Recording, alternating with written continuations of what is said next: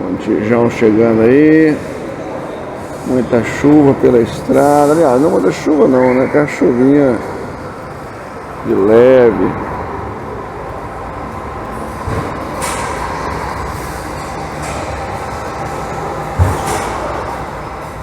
Mariano, quem que é essa DD? Como foi parecer isso? Por que essa doideira de ter um ônibus alto assim?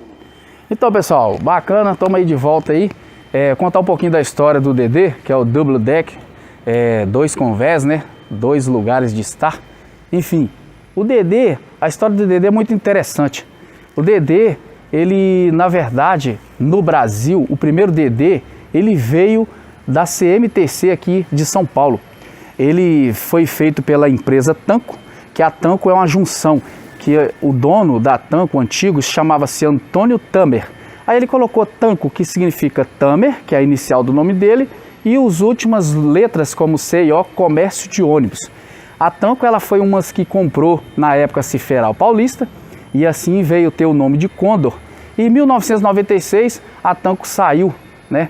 Saiu do mercado, vindo a se formar a Neobus, que na verdade era a San Marino. Aí depois que a San Marino era uns diretores fortíssimos da Marco Polo, montaram essa empresa San Marino, que era montadora de ônibus, e aí veio com o nome de Neobus, que hoje a Neobus pertence a Marco Polo. E aí, na década de 90, 10 unidades foram para o mercado da CMTC para fazer a região do ABC Paulista aqui. E assim foi-se escrito uma sigla ODA, que é ônibus de 2 andares. Tinha um apelido de Fofão. Esses veículos não rodaram muito tempo devido às avenidas. Essas avenidas elas não tinham muitas condições para ter o acesso desses ônibus de 2 andares. E aí ele era bacaninha, tinha 12,68 metros de comprimento.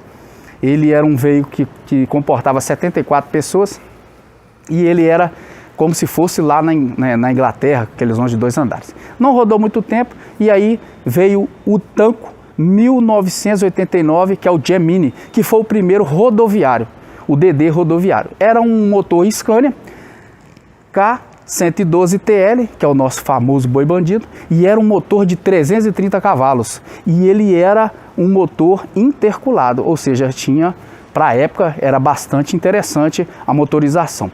Esse veículo veio como protótipo, ficou por cerca de 10 anos vagando. Nenhuma empresa comprou mais unidades dele, ele ficou único, tá certo?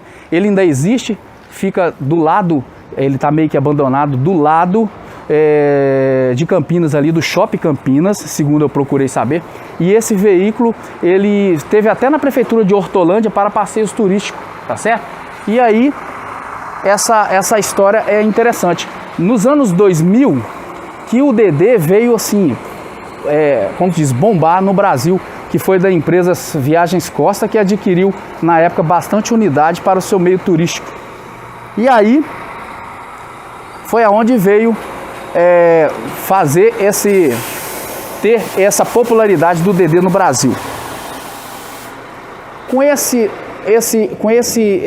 dinâmica da Marco Polo de oficializar os seus DD no Brasil, onde temos essa história até hoje aí com vários carros aí com bastante tecnologia, com muito conforto, e é interessante essa história aí que faz parte da história do mundo do rodoviário e que eu gosto de estar contando, que aí tem até hoje fotos desse Gemini 1989, e aí assim a Marco Polo na década de 95, 96 lançou seus DD, que era o Geração 5, que ficou muito bacana, e aí nós já estamos aí na geração 7 e outras empresas fabricando DD também. Então quem produziu o primeiro DD foi quem?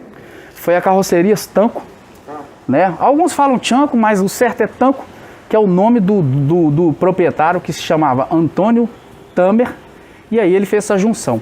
Na época ele tinha comprado a Ciferal Paulista, colocou o nome dele a empresa Tanco, que é Tamer Comércio de Ônibus, e ele comprou na época a Ciferal Paulista, tinha feito uma junção com o nome para Condor. A Ciferal Paulista é a mesma que é a Ciferal do Rio na época, e tinha a Recife, a Reciferal de Recife, eram 3 empresas. Todas hoje praticamente já se fecharam, a única que estava por último era do Rio, que a Marco Polo também fechou recentemente, que a Marco Polo comprou na época 50% da Ciferal e hoje ela comprou o restante e hoje a Marco Polo impera no meio do rodoviário e até fora do Brasil. Aqui no Brasil ela é praticamente 80% dela, de vendas de ônibus rodoviário é dela. E que vem combatendo com ela aí normalmente é a Caio, né?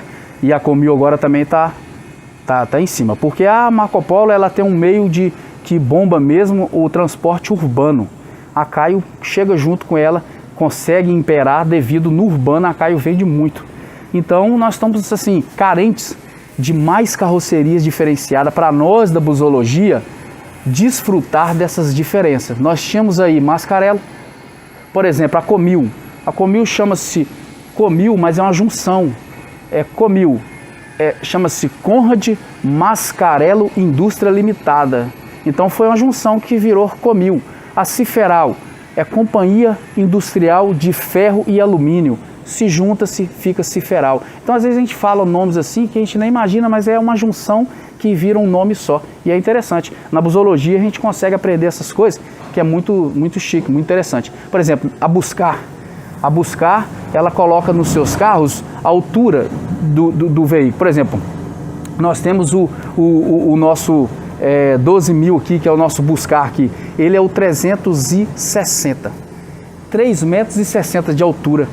Diferente da Marco Polo, que fala, eu tenho meu Paradiso 1200. Então a Comil começou a acompanhar a Buscar nesse quesito.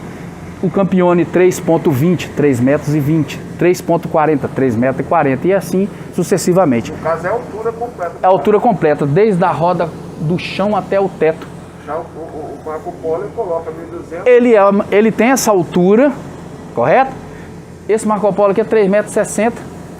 Parece que eu tinha falado 3,80, mas é 3,60, tá, gente? Eu teve um vídeo que eu falei 3,80, mas agora que eu tô lembrando, não, é 3,60, tá?